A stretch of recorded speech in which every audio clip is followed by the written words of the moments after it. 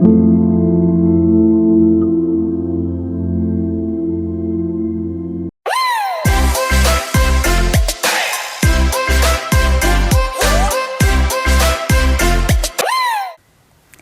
മിശിഹായ്ക്ക് സ്തുതിയായിരിക്കട്ടെ. ലൂർദ് മാതാവിൻ്റെ തിരുനാൾ. ഫെബ്രുവരി 11 ആഗോള സഭ ലൂർദ് മാതാവിൻ്റെ തിരുനാൾ ആഘോഷിക്കുകയാണ്. അന്നേ ദിവസം തന്നെയാണ് ലോകമെമ്പാടും രോഗീ ദിനം ആചരിക്കുന്നത്. പരിശുദ്ധ കന്യകാ മറിയത്തെ ഫ്രാൻസിലെ ലൂർദ് എന്ന പ്രദേശത്തെ ജനങ്ങൾ അഭിസംബോധന ചെയ്തിരുന്ന പേരാണ് ലൂർദ് മാതാവ്. ക്രൈസ്തവ സഭയുടെ ഒരു മരിയൻ തീർത്ഥാടന കേന്ദ്രമാണ് ഫ്രാൻസിലെ ലൂർദ്. അനേകം വർഷങ്ങൾക്ക് മുമ്പ് ഒരു ഫെബ്രുവരി 11 വ്യാഴാഴ്ച ഫ്രാൻസിലെ ലൂർദ് എന്ന പ്രദേശത്തെ ബെർണലീത്ത എന്ന ബാലികയ്ക്ക് മാതാവ് ദർശനം നൽകി.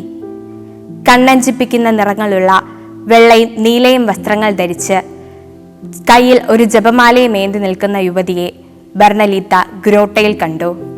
അങ്ങനെ പല പ്രാവശ്യം മാതാവ് ദർശനം നൽകി. ഫെബ്രുവരി 24 8ാം ദർശനത്തിൽ പ്രായച്ചിത്തം എന്ന് 3 പ്രാവശ്യം ആവർത്തിച്ചു പറയുന്നതായി ബെർണലീത്ത കേൾക്കുകയുണ്ടായി. ഫെബ്രുവരി 25 9ാം ദർശനത്തിൽ നീ ആ ഉറവയിൽ നിന്ന് കുടിക്കുക, ശരീരം കഴുകുക, അവിടെയുള്ള സസ്യങ്ങൾ ഭക്ഷിക്കുക എന്ന് പറഞ്ഞു.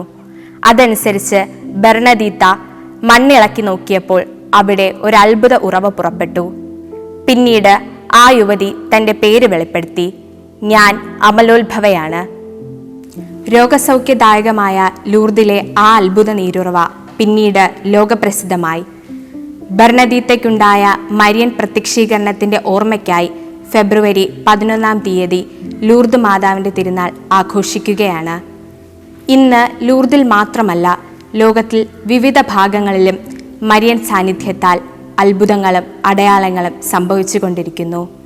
പരിശുദ്ധ അമ്മയുടെ ദൃശ്യവും അദൃശ്യവുമായ കരങ്ങൾ നമുക്കെന്നും ഒരു മുതൽക്കൂട്ടാണ്. അതിനാൽ പരിശുദ്ധ അമ്മയുടെ അനുഗ്രഹത്തിനായി നമുക്ക് പ്രാർത്ഥിക്കാം. ആമേൻ.